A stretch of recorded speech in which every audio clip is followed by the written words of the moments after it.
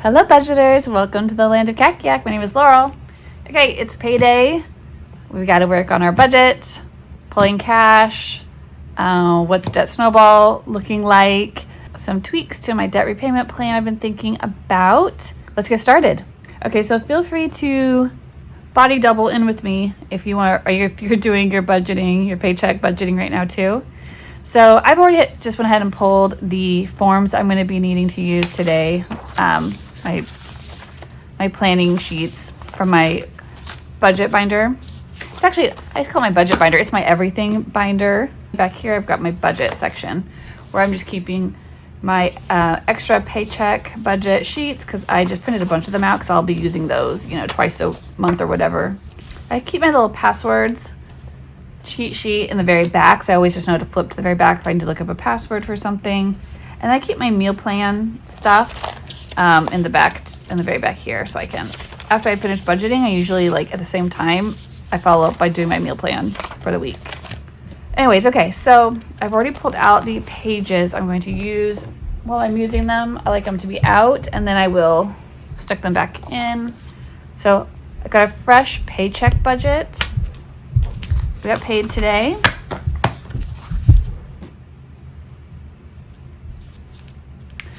I'm going to check our account really quick.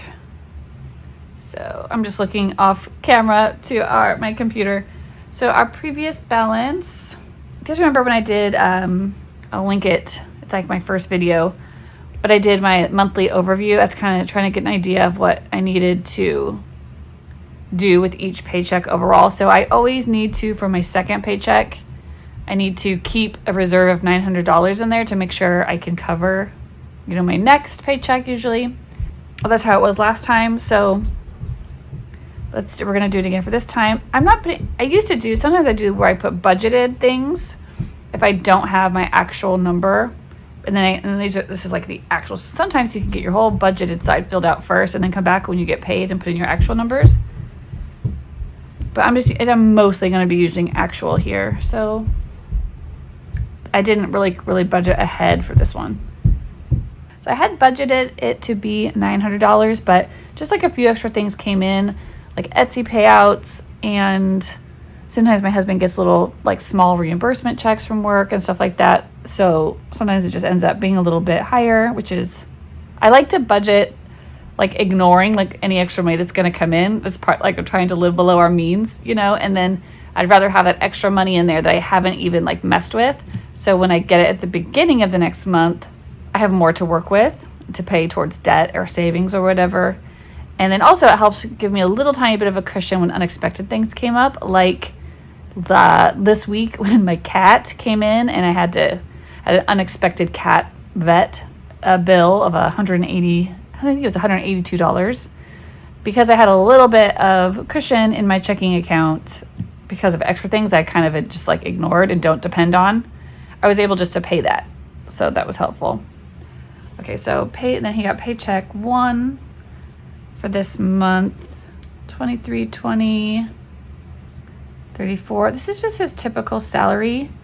And there's something, he was supposed to get paid commission, but apparently there was some of the commission report got done wrong.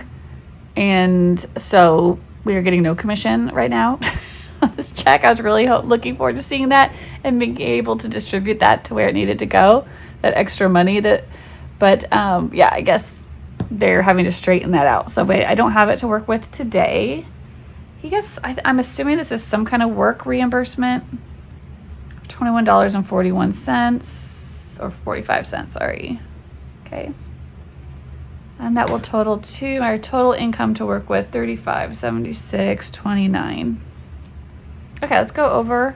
That's the income that I have to work with so far. And that could change. I might have to do a midweek, whenever that commission situation gets figured out.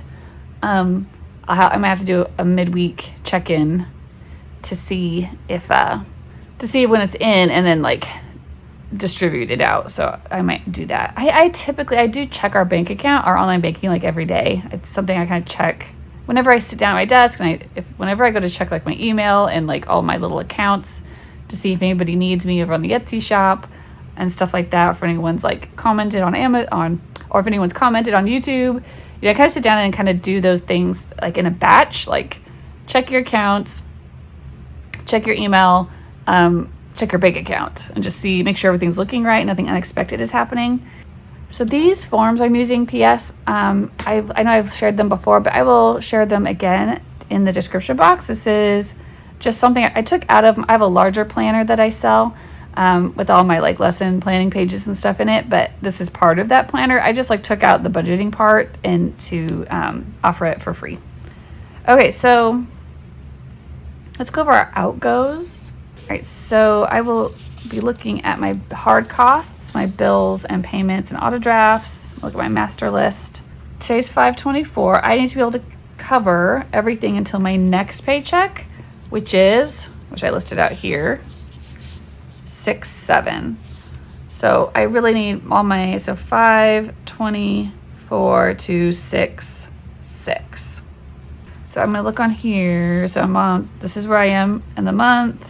So I've got, next up, I've got my Geico auto insurance. And I'm just gonna write A as auto checking. So I know what I need to like go in and pay for myself and what's just gonna come out. And then I will go back up to the top. It's gonna go IXL for Everett's Math. We're paying $10.65, and that is auto. Mortgage. Okay, $14.64.64. That's actually manual. I go in like to pay that myself. Compassionate International, $50. That is auto. My gas are like natural gas. That bill, I actually got the bill in. It was $15.82, and that's a manual charge. Go and pay that. Apple.com, I know that they charge me $2.99 a month for some data, and that's auto. Oh, and I forgot one more thing is our HELOC. I have to, so this is the thing I can play around with a little bit. So I'm gonna put under budgeted. The minimum payment is $68.89. I'm gonna see if I can bump it up to $800. I'm gonna show you why in a second. And that's a manual payment. I have to go in and put that in myself. Okay. So I'm going to, what can I pay right now? My mortgage, my gas bill, and my HELOC. Okay, I'm gonna go do that. I'm gonna do that right now. Mortgage is done, gas is done. Okay, so the HELOC, so last month was the first month we started paying on this, and I think my husband called in and paid over the phone or something. But I was just looking at our account, and I can, since it's like a separate bank than like our normal, it's not our Bank of America, right? It's like a separate company.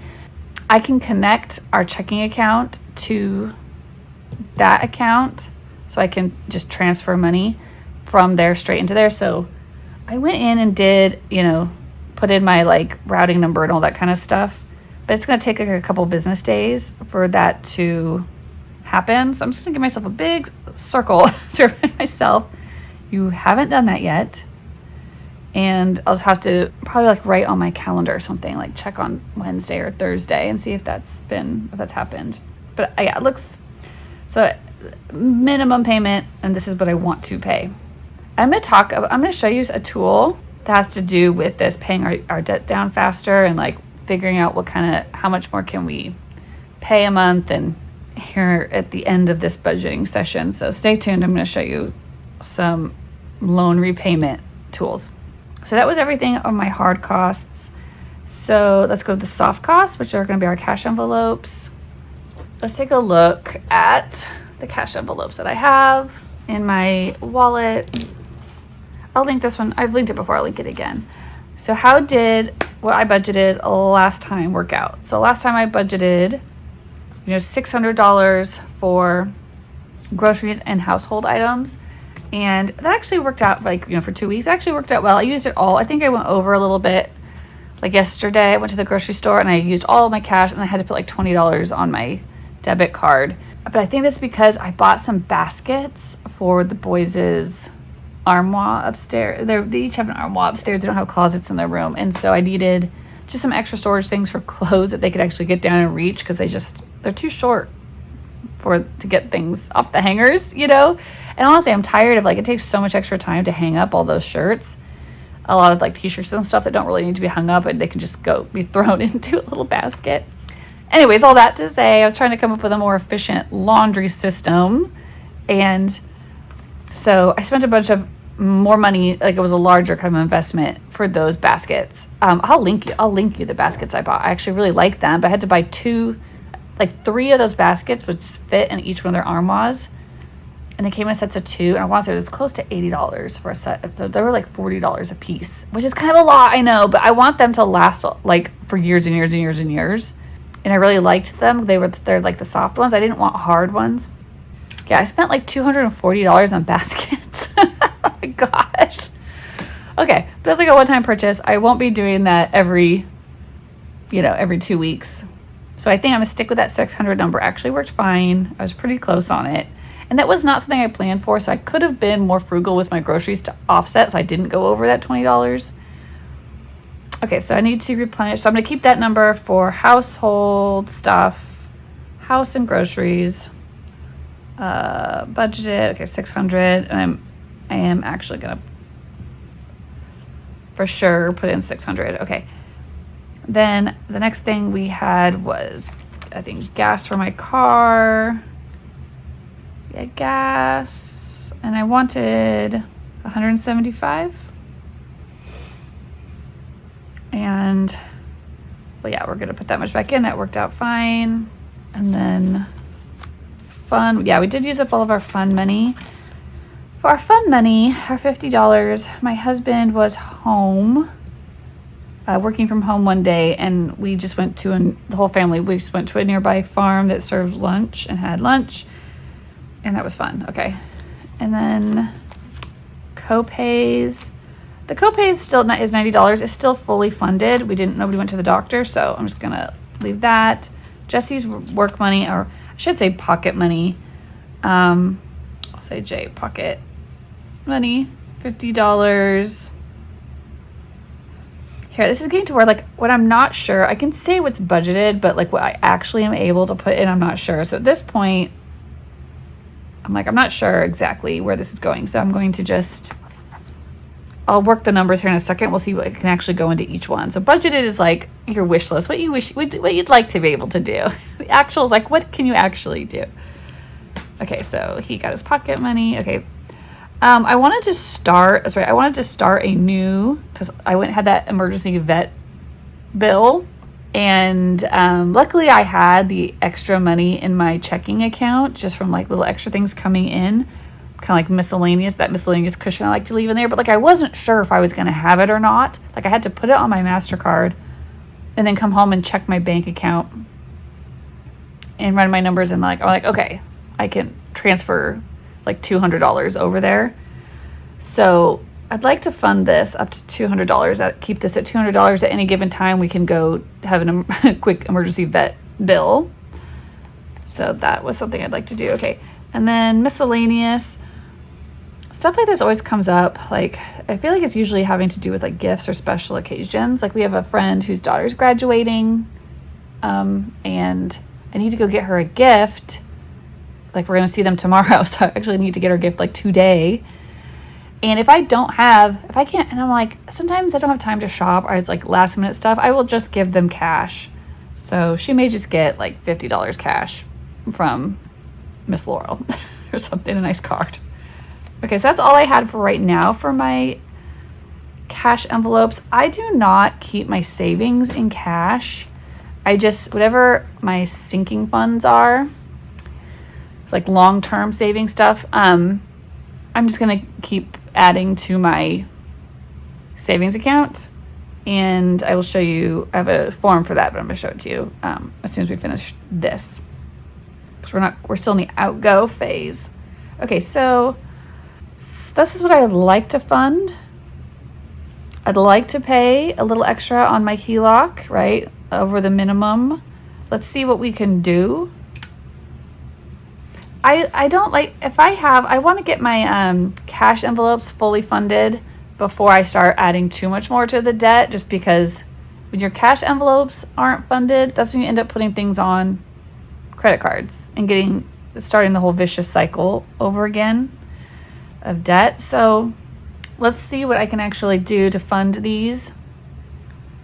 So we're going to start with our total income, $35.76.29. And we're just going to start ripping through our hard costs first. I'm going to make sure I can do this $800 payment and getting that stuff in. Okay, so 161.21 plus 10.65 plus 14.64 plus 50 plus 15.82 plus 299 plus 800. That would be a total of 255.31. Okay, 2505.31. That's if I use this bigger number, right? If I took that 800 back off and put the 688.89 back on, that would be 2394.20. And I just like to keep those two numbers since they're different here for myself, just to let me know I have some space if I need to. If I'm having trouble covering like an essential, such as house and groceries and gas, like those two things are essential. If I ever got to a point where I was like, oh, I'm not able to fund those, I would come and I would back off of my extra padding my HELOC payment and go with just the minimum, and to see how I could redistribute that money. So right away, let's see what I can work with here. I'm going to have to figure out what I have to take away my hard costs first. So 35.76.29 minus, we'll do 25.05.31. It's going to leave me with 10.70.98 to distribute out here. So for sure I want to do my groceries and household minus gas. Okay, so I still have 295.98. It's hard to know what to do. Okay, so 295.98. I don't know, we may not be doing fun. We may not need to do the full 50, you know. We may like for something fun. Sometimes you can do something cheaper, or you can just do nothing and just like build that money up. I always want to make sure my husband has money in his pocket. So let's fund him first. For miscellaneous, we'll go ahead and do $100. Okay. I'm getting down to where like I'm at 145.98. I get a little nervous. I like to leave like a tiny bit of money, like $100 in checking, just in case something weird comes through or something happens. So let's just do, I feel like the vet, we should have these, this is to be more responsible. We want to make sure that this is something that's funded before we start just fund money that we just blow. So I'm not going to fund fun. So what did I end up with? I ended with 600 plus 175 plus 50 plus 40 plus 100. So that was a total of 965. And I'm going to leave a cushion, whatever's left in there. And if any more money comes in, like that commission check comes in or stuff like that, I could come in and I could fund our fund money in our vet envelope. And I could do any extra debt payments that I wanted to. But for working with what I have, this is what I'm doing right now. So let's go. So I'm not going to do anything extra outgo, no extra debt payments and savings. I mean, I kind of already did an extra debt payment by padding this, but it's just easier for me to pretend like that's my normal payment. Okay, so then total income was $35.76.29, and my total outgo, so I did this one, 25.05.31 plus 965. Outgo was 34.70.31. Okay, let's find the difference between those two to tell me my little cushion I'm leaving in. So I'm going to leave in 105.98. So it means I've got to go get this money out of the bank. I got to go to the teller. And a lot of times this turns up being like not because it only will give me it in 20s. It doesn't turn out exactly how I want it. That's okay. Okay, so I can put my paycheck schedule to the side and wait for my next one on the 7th. Just wanted to show you, I added this to the budget pages. If you already downloaded this, I added this to it, the sinking funds. So the emergency fund, I'm doing my, Dave Ramsey. I have my $1,000 in there. So I'm just leaving it there. I would like to start saving for some car maintenance, some travel. I want to be able to but I haven't decided what those numbers should be yet. I need to talk to my husband.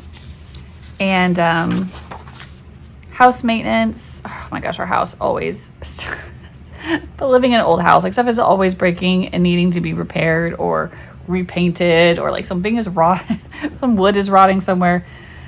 So I haven't decided. Christmas is something I need to get thinking of. We're almost halfway there through the year. And homeschool supplies. This one will be smaller. I just haven't decided exactly what that would be.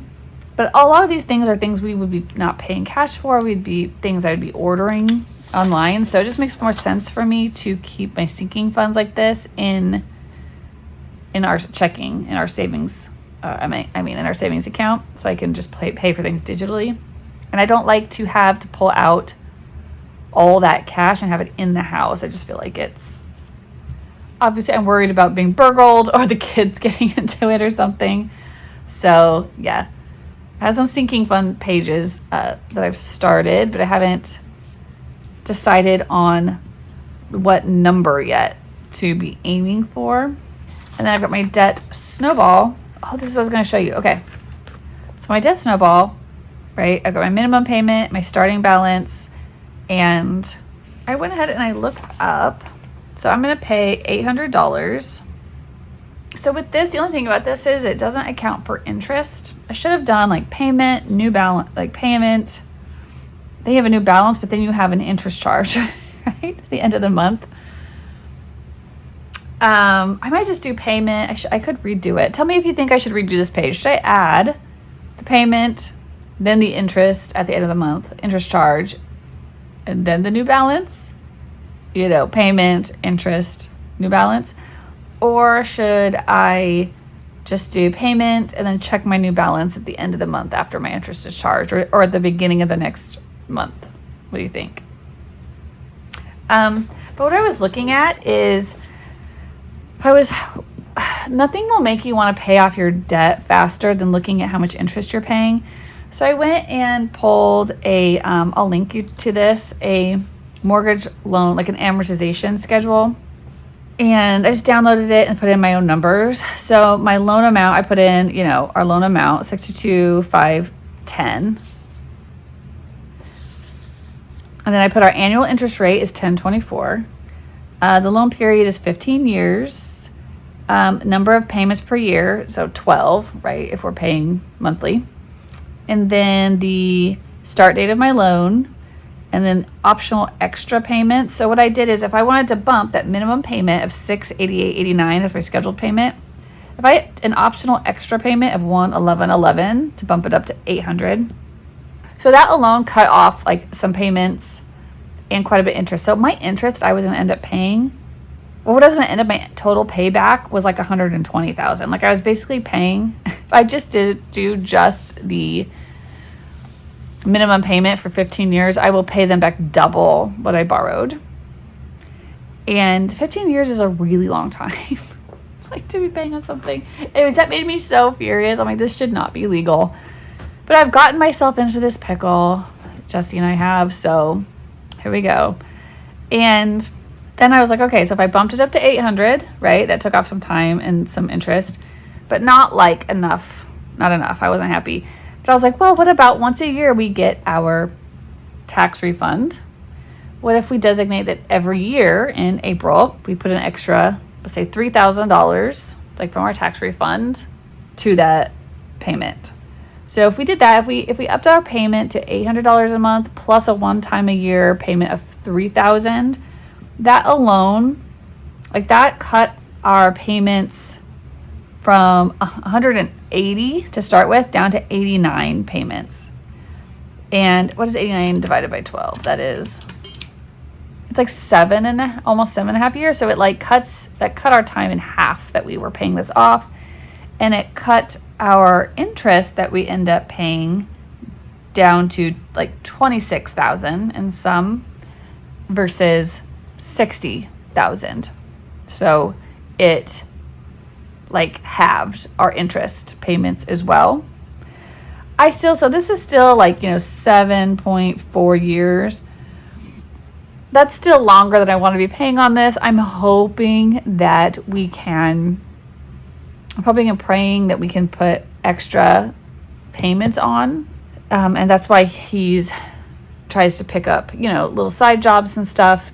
And that's why I've got my little Etsy store or whatever. I feel like the Etsy store isn't really going to be able to make a dent in this if it just keeps performing the way that it is. But it does help me with those like when the unexpected vet bill came in. That was like my cushion, was really from my Etsy sales. But as far as like big chunks of money, that's what my goal is like big chunks of money. Like if we can sell anything big, like I said, we have some vehicles we need to sell. Like even if we threw a couple $1,000s, that really does, especially early on, goes to principal, right? It's really going to lower your interest charge the most. So anyways, if you want to play around, this is like, to me, this is when you look at these amortization schedules and play around with your numbers, to me, this is the most motivating thing because it'll make you furious to see what you're paying in interest. And when you see how long. I was upset. I was like, Jesse, this means we cannot help if our sons go to college. Like Everett's going to be, graduate. He's going to be an 8th grader. He's going to be out of here in 5 years. We're still paying on this debt when he's out of the house. Like this means not having the money to help him with college. This means not having the money to travel to see. We have elderly parents that are on the other side of the country. And I feel sick every day knowing that I don't have the money to fly home and see them or be with them if anything happens. Like what I would have to do is I would have to put it on a credit card. I'm not going to not see my parents, But if just living the way that we are, like paycheck to paycheck and like all of our money going to debt and interest payments, we've really set ourselves up for some sad circumstances. It's really hard. It is. I understand when it is hard to move away from your family. Like we moved so far away for job opportunity and we had to take it. But like we've incurred all this debt since moving. When you move away from, like it just costs a lot of money to move in general, especially if your company doesn't help you move. And then we made the mistake of buying an old house. This house has been an absolute, and I love, everyone is like, whenever I talk about this, people are like, but you love your house. I'm like, yeah, I do. It was always my dream to have like an old house. I just naively had no idea how all your money and all your time goes. Like old houses are for rich people. There's a reason that most of the people on our street are retirees. Like they're like the guy who lives across the street. I knew I was in trouble when I realized like the guy across the street is a retired attorney. I'm like, oh, why are we living across the street from where attorneys retire? We don't make attorney money. We never have. We never will. Like they can afford the upkeep on that old house, and we really can't. We really can't afford it. But we're kind of in a situation where we can't even afford to move either. So we're a little bit house poor. We're stuck. I'm not complaining. I'm just warning you all. Old houses are for rich people. Get something move-in ready. But the new construction has like a 10-year warranty. Anyways, okay. I'm going to link to where I got this. This is really helpful, but they're just all over. If you Google, you can probably find one, but I'll link to the one I used. I do like to be able to write things in though, right? Like this is my plan, but like I like to look at it and have it printed out, but I like to put what I'm actually doing. And this is meant to be for like more than one debt, but like I'll probably just, since I've consolidated everything, it's probably just gonna go up there. I'm gonna change it to payment, interest, payment, interest, new balance. Today is 5/24/24. This payment actually hasn't been made yet because I am waiting for my bank accounts to sync up. That's gonna take a few days, probably won't be till next week. So that's something I'll have to come back and check on. So I'm gonna put it on the very top of my budgeting stuff for the day. Let me do this one go. Okay, cash is $965. I need to take that with me to go run to the bank. Then I'm writing myself a reminder to pay HELOC, $800 check, account. I'm gonna give myself, because it's Friday, so this is gonna take a couple business days. We're gonna check on Wednesday, check 5/29. And I'm just gonna stick this on my computer.